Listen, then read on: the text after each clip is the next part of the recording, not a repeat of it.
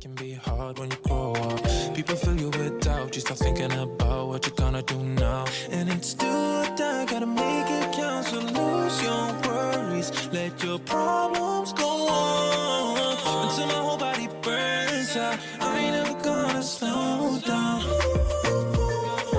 I ain't never gonna slow down. Welcome everyone, this is Coaching in Session. My name is Michael Rearden and I will be your mindset coach today. And today we're going to be talking about the idea of education, of believing in yourself, and then no matter the struggle, making sure you come out on top. It is easy in life to say, you know what? My history has been so bad. I had so many bad moments in my life. I have walked all of this negativity. I have gone through all of these challenges. My life has been so difficult. Boo, poo, pity party, whatever you want to consider it. That right there is going to create a mindset that's going to stop you from taking action. However, there is a different mindset that you can give yourself, that no matter what you go through, no matter what challenges come your way, especially if you're a person that might be perfectly fine right now. Maybe you can walk, and now all of a sudden you can't walk, maybe because of a car accident. Maybe you can't see anymore, but you used to be able to see.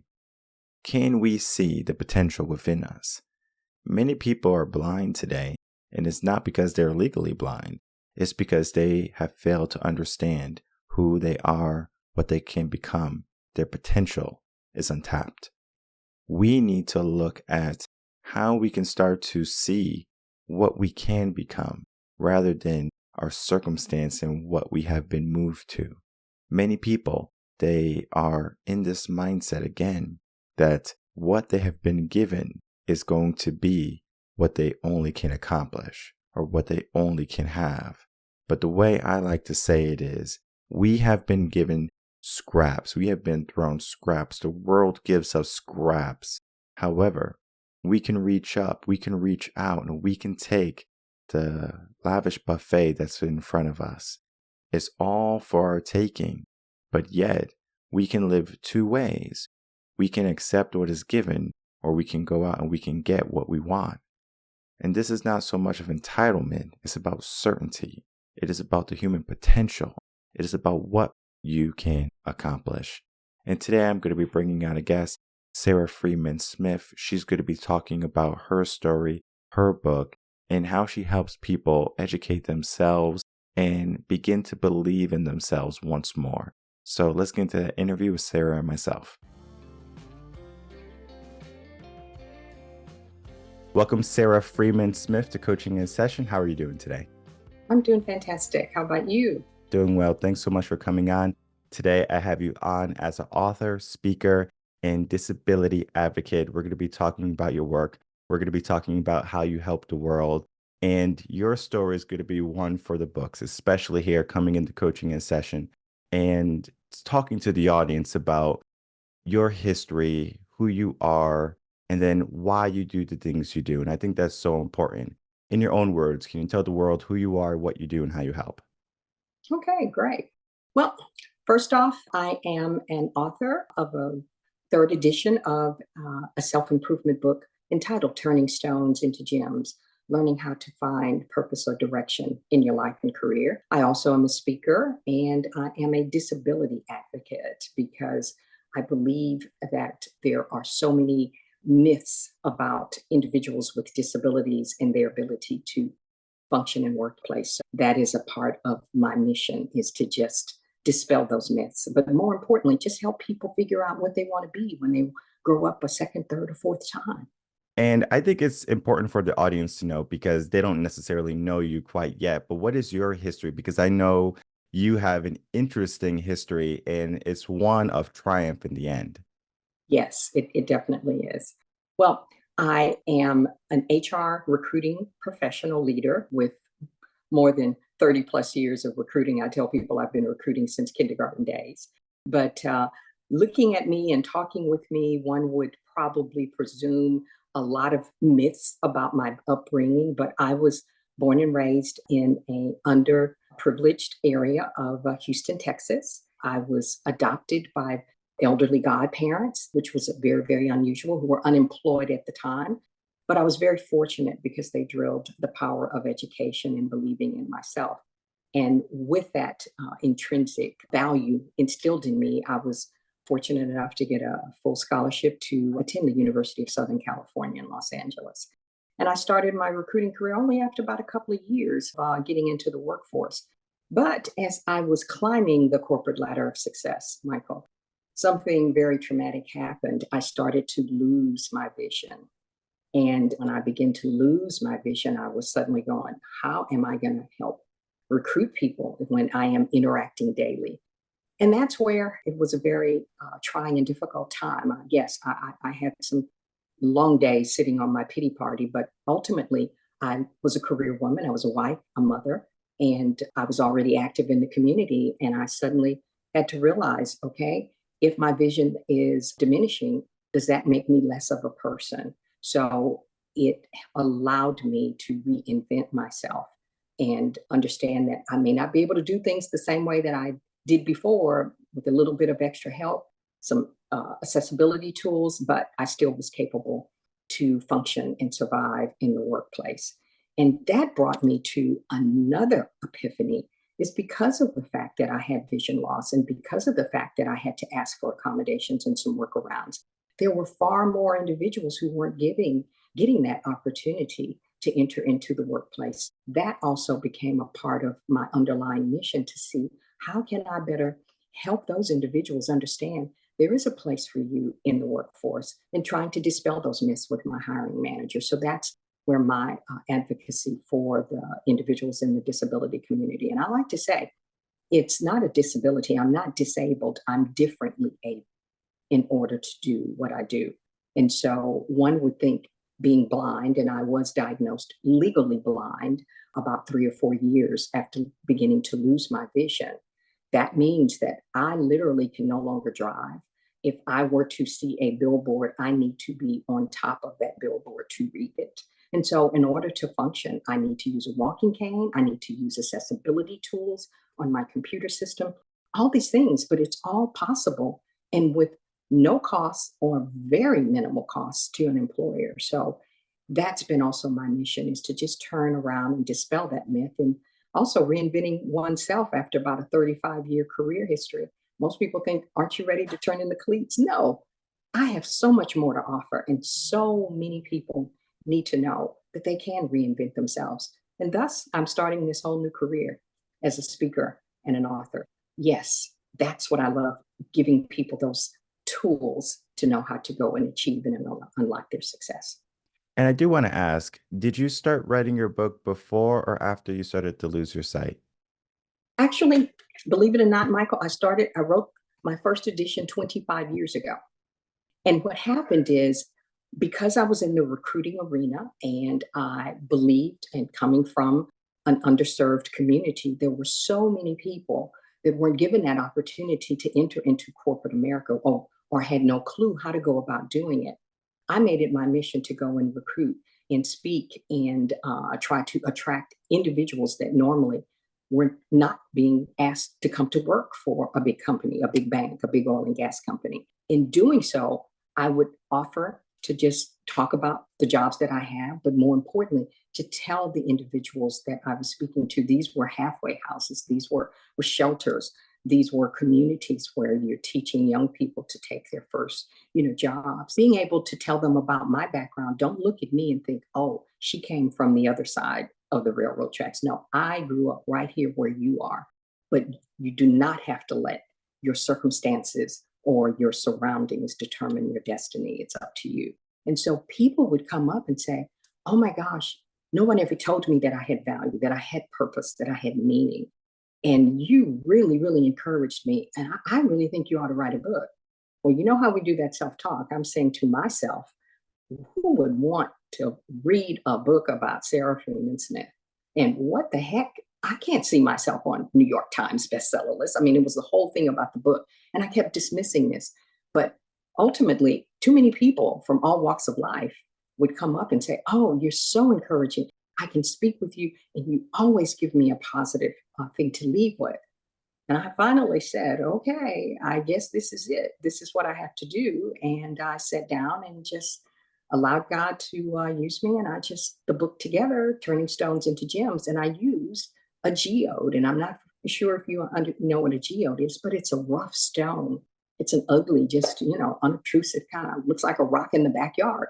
But when you crack it open, it has beautiful quartz crystals.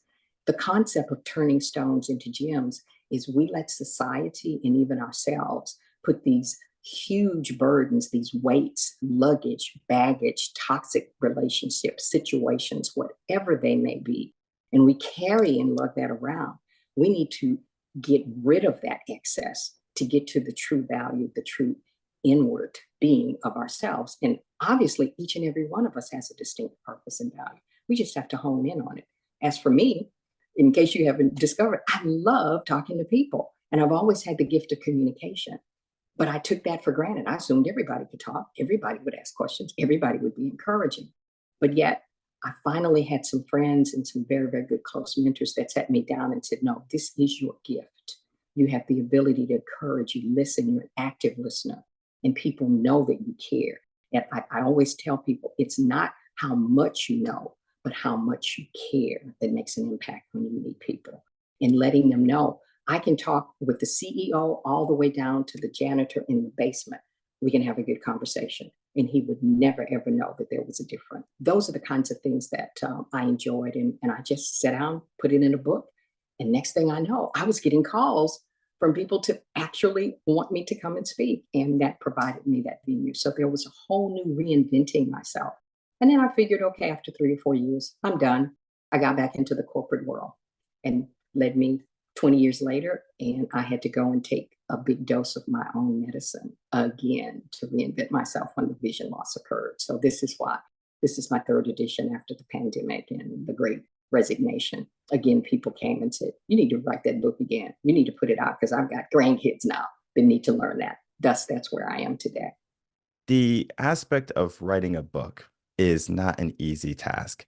Many people, they give themselves this idea of, I want to write a book, let alone to someone who has had a life like yours, where it had its ups and its downs.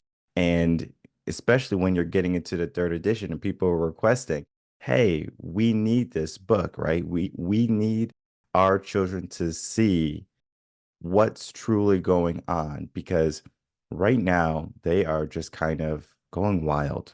Just today, I know the episode doesn't air for a little bit from when we record, but there's a high school and all the kids walked out of the high school, but for the reason was kind of silly.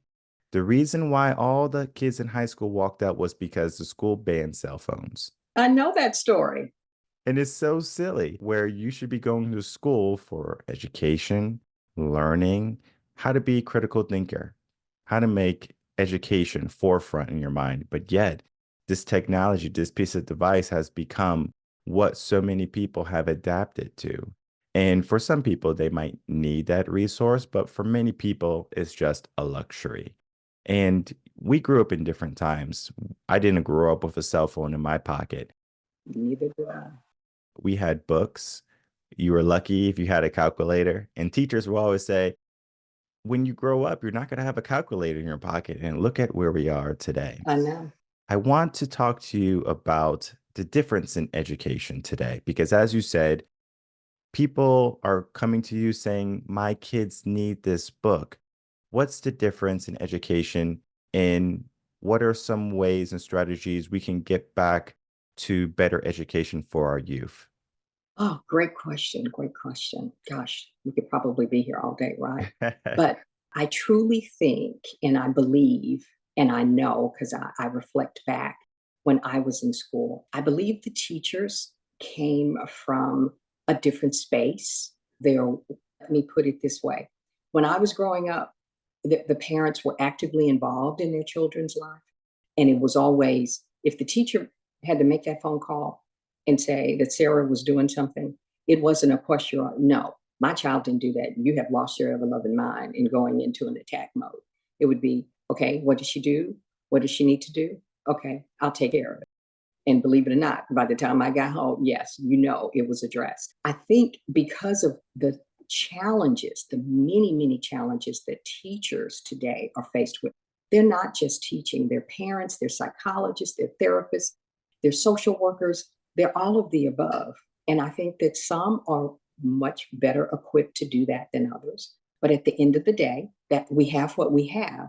But our children also must understand that this is a profession that they are there to provide that information that will be of value down the road. Yes, you and I didn't understand why the heck do I have to do this problem the long way when I could just pull out this little cool little Texas Instruments tool.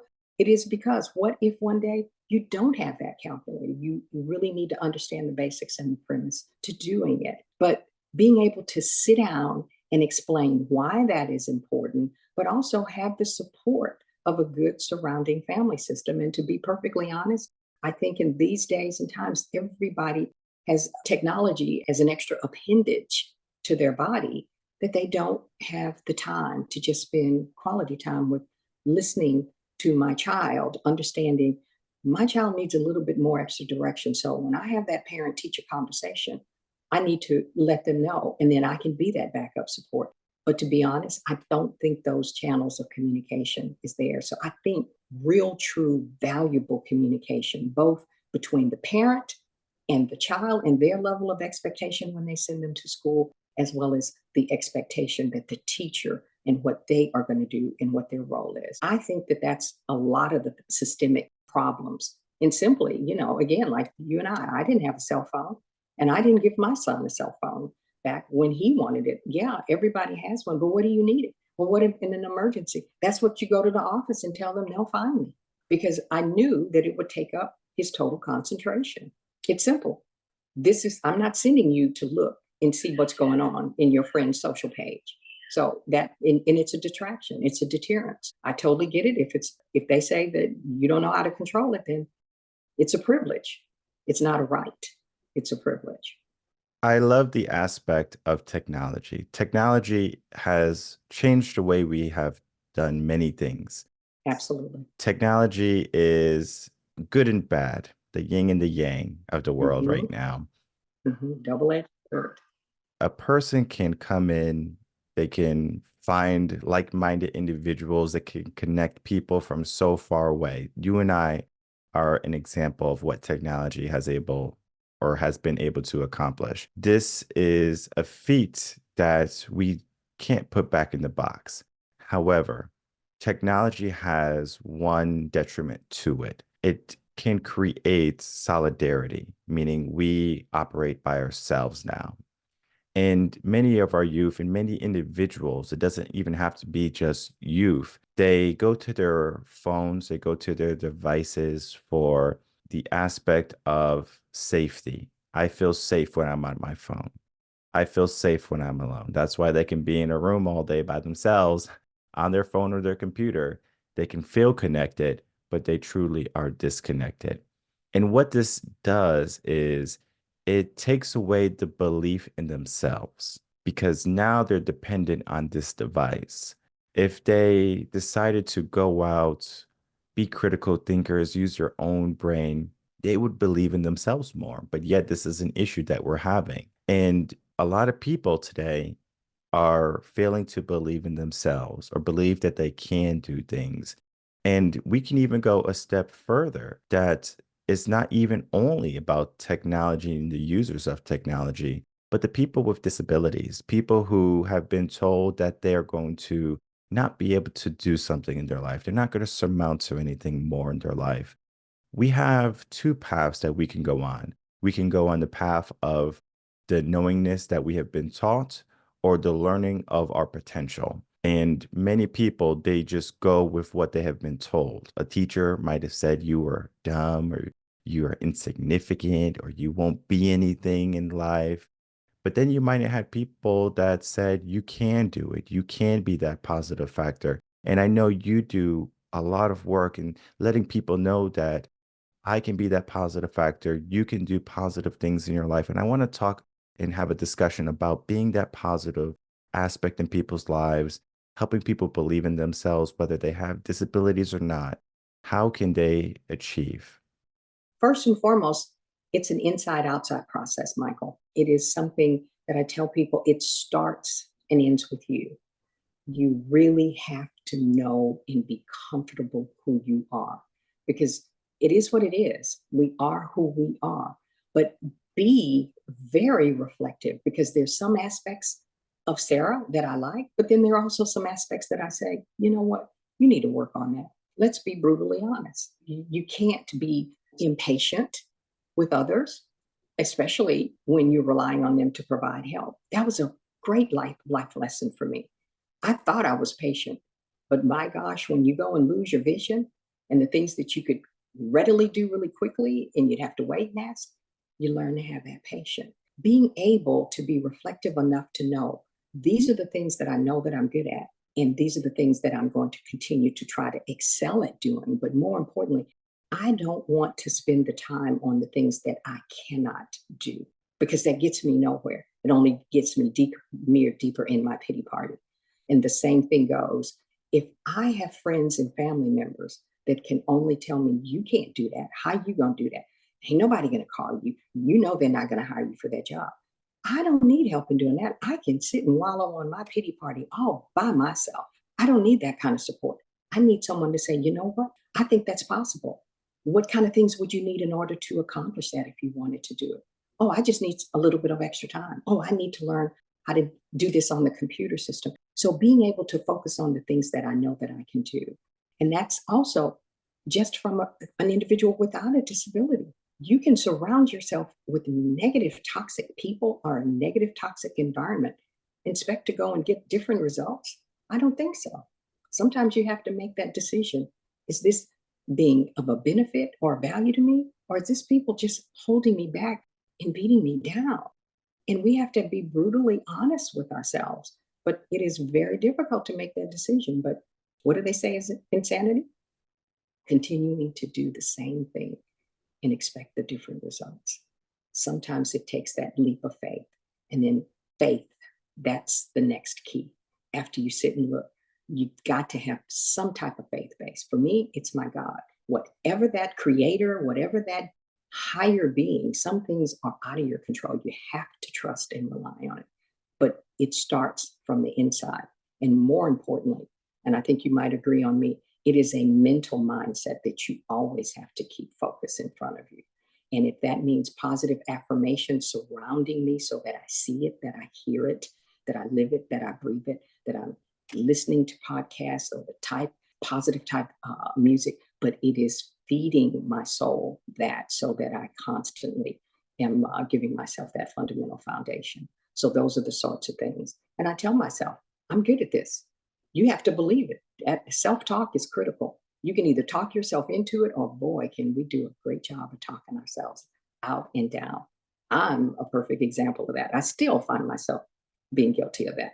What we convince ourselves that we can and cannot do and persevere to achieve it. Many people, they just do what they can do, what they know, what's familiar with them, what's comfortable to them, and they don't necessarily extend themselves. They don't go outside of the box. They stay where they are. A lot of people, believe it or not, they don't even leave their hometown. They just stay where they are. If not their hometown, their state. So, like, they might not travel really. They might not go see different cultures, talk to different people.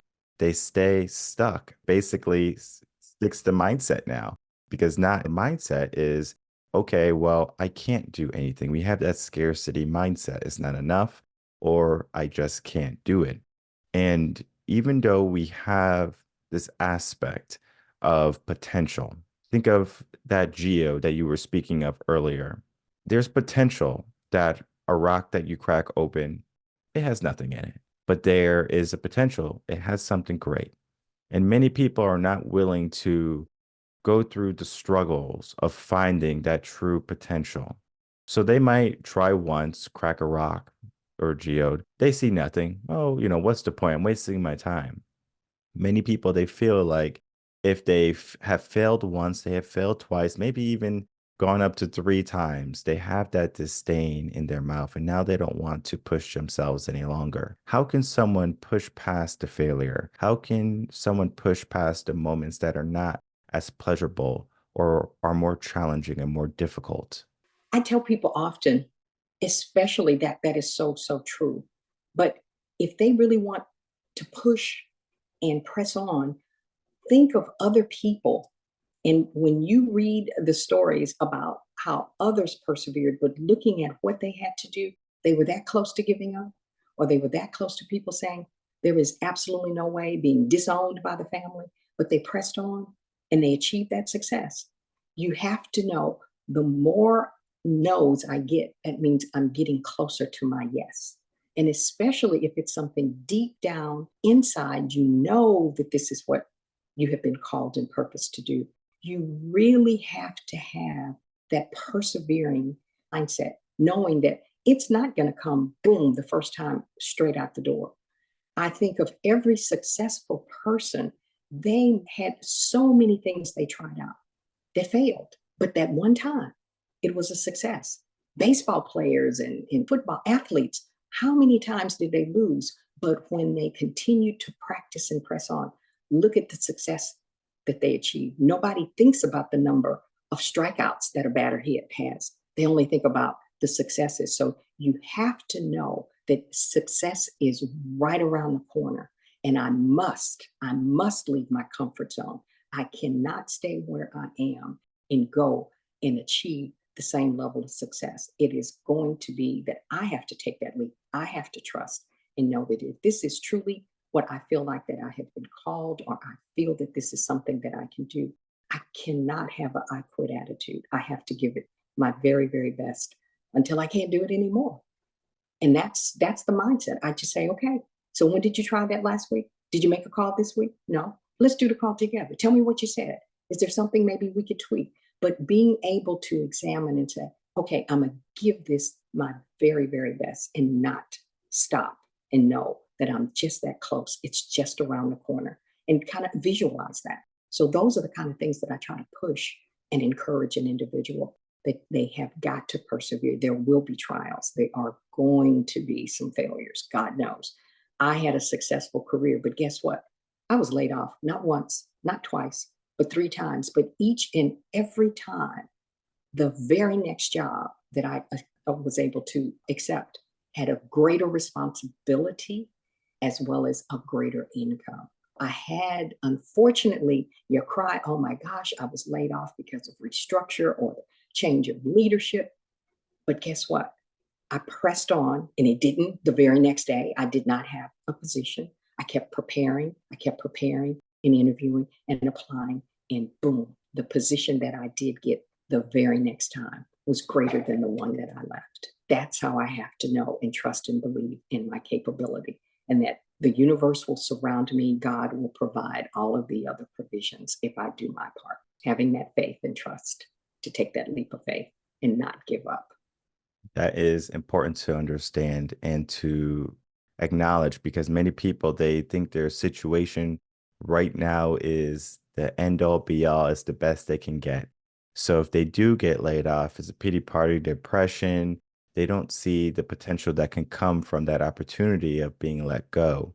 As you did, each and every time that layoff occurred, you became better, not only in your mindset, but income. And then you basically said to yourself, most likely, that the opportunity that I thought was so wonderful was only a fraction of what I truly can attain. Exactly. Exactly. And this is where we are in life. Many people are living within that fraction of what they can accomplish. Maybe let's call it 1%, a small percentage, but yet there's so much more potential within them. And the work that you do is helping people understand and educating people that they have that potential within them, that they can believe in themselves. And education is going to be one of the best methods for them to unlock more percentage in their life so they can become top 1%er instead of a bottom 1%er. There's just so much goodness here in our conversation, because when we look at the overall scheme of life, right? You live and then you die. However, most people, they call that life, but life happens in between. Life In happens between. Yes. exactly. It happens in between where we are able to do the things that we want, the things that we desire. And many people, they have this limited mindset, but you are a testament that limits don't have to be there. You can show people, hey, just because we are struggling today, it doesn't mean that we're going to be struggling tomorrow. There is the ebb and flow of life. There's going to have ups and downs, but we appreciate those ups and we start to learn to reflect on those moments more than the moments that, oh, I remember when this was bad in my life. We start to see the good. And this all stems from, again, turning these gems that we have in our life into something more than what they are, just a rock, right? A lot of people say it's just a rock. It's just a rock. It's no purpose. Yeah, exactly. It's like a diamond in the rough. If you see what Exactly. a diamond looks like before it is gone through that entire refinement process, you would not believe. But that's not an easy process. Just imagine yourself. Put yourself in that diamond. And I never will forget, in one Bible study, a minister had some Play-Doh. And he says, you know what? If life is like, hey, you got to get shaped, shift, squeezing. I got to mold you into the cup or the saucer or the bowl.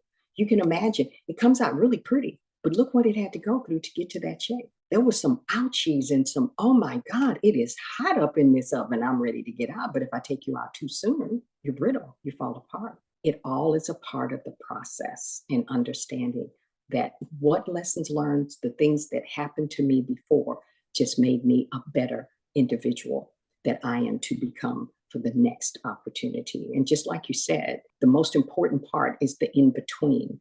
And that's about the seasons. There's short seasons, there's long seasons. And it's the lessons learned that we can take from it. And sometimes we know that this is not the right place and the right situation. And we need to take that move, but we won't do it. But as I said, I'm a firm believer in God. And God sometimes says, I gave you every opportunity. Well, I'm going to just shut it down. Now what you going to do? And you say in the back of your mind, I knew this was not the right place for me. But the money was good. But it was close to home. But however, you know, and we don't do it. So this causes us to be a little bit more reflective and say, hey, now what can I do and learn from that lesson so that this next opportunity, it will allow me to grow and excel. And those are the things that I try to just have people sit and put down on paper, because it's almost like I tell people, life is like, remember the coloring book we used to have, the connect the dots? They hand a paper and it says it's a dinosaur, but I remember that's all these A's and B's. And I'm looking on this plain piece of paper and I'm going, I don't see a dinosaur.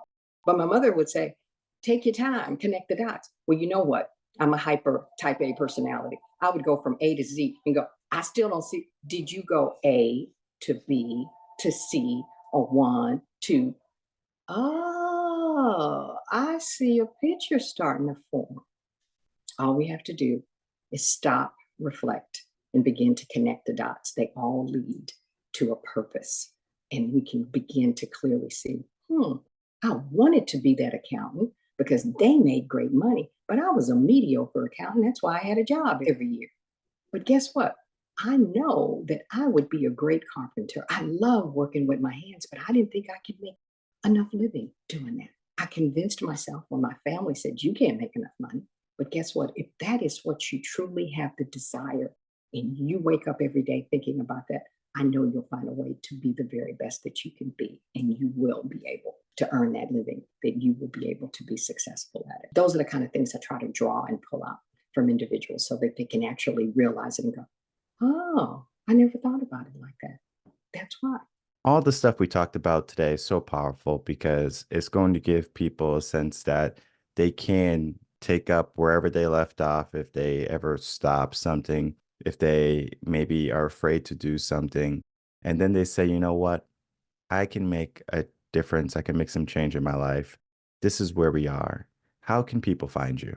They can find me by going to my website, which is www.u as in United, R as in Robert, gems, GEMS.com, which really is phonetically UR gems, but I couldn't write that all in a website address. So it's URGEMS.com. And they can connect with me. They can reach out, follow up, pick up a book. I also offer to free resources. I have a prayer and a gratitude journal. Believe in the power of writing things down, because when you're connecting the dots, you got to see what you wrote down to connect those dots, as well as a link to some career assessment tools that they also can have, as well as an action planner to begin to see how much time do I spend on the things that are really valuable and meaningful for me. You'd be amazed where we wind up realigning and looking at, that could be why it's not going so much. I'm not devoting enough time to develop me, being able to take a look at that with an action planner. Check out the website, yourgems.com. All right, everyone, I'd like to thank you so much for watching that interview with Sara Freeman Smith and myself. As you can see, she is a lovely soul, and I love to speak with individuals like Sara because she is full of wisdom, full of delight, and regardless of the negativities that might have been in her mind at certain moments, whether she lost a job, she's losing her sight, she had a choice. She had a choice to say, you know what?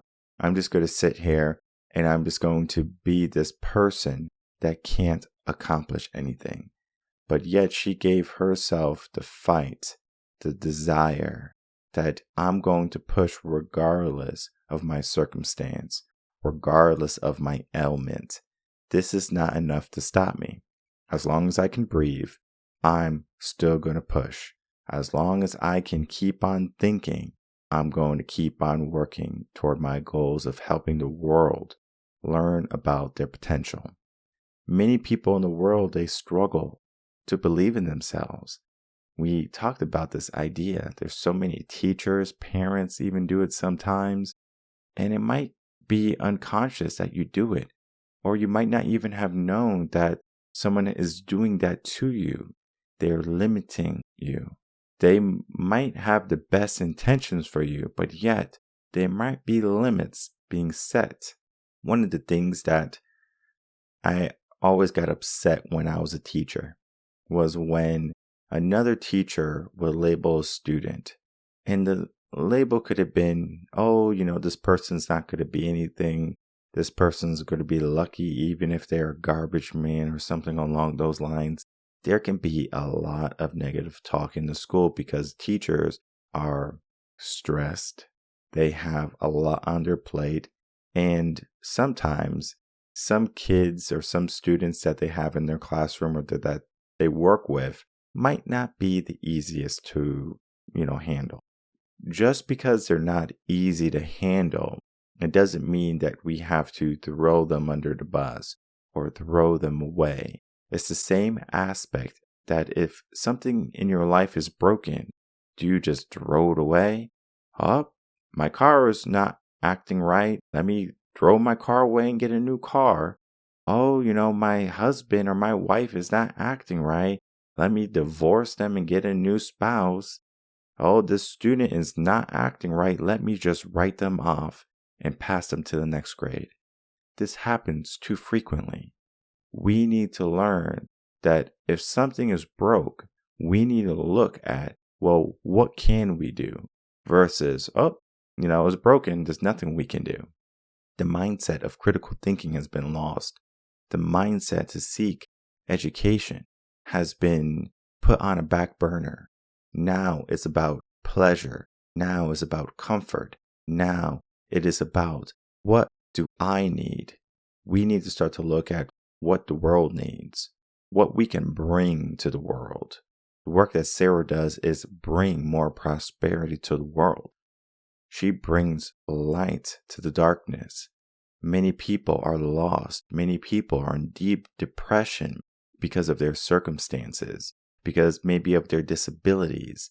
This right here is stopping them, maybe from their strongest superpower, believing in themselves. Because if you believe you can, then there's nothing that can stop you. Now, the world might try to get in the way again and again and again. But guess what? We pivot. We make a change. We are going to always keep moving. We're not going to just have this moment in life and saying, I did enough. It's time to stop. This is a sign. No, if anything, it's a sign to keep on going. It's a sign to keep on pushing. It's a sign to not accept what you have been given. Let's start to go after what we can earn. Let's start to go after things that are going to help the world flourish. Because right now, the world is going to be in a tailspin, and we all have the ability to take control and to get that plane and get our life back on track for smooth sailing, for smooth flying to our destination, to our most desired self. We all have aspirations for happiness, for growth, but yet not everyone is going to take that responsibility and make it their own. And I have found when you get a coach, when you get a mentor, when you get someone that can listen to you and help guide you along the way. I don't know if you caught it, but Sara was talking about a phone call. In the interview, she was saying, well, did you make a call yesterday and the call didn't go successful? Well, let's do it together. That is the aspect of coaching. That is the aspect of helping and walking people through mentorship and guidance. This is going to help people understand that they're not in it alone. And we talked about the idea of a cell phone. The idea of that is a cell phone can make you feel connected, but it's going to disconnect you at the same time. But the brain cannot disassociate with what true connection is if you have 1 million Instagram followers, if you have all of these likes, if you have a presence on social media or on the internet. You might have found people that you can resonate with, but truly there's something inside of you that needs physical and true human connection. It's almost like if you are eating only one type of food, right? Let's say you're only going to eat eggs.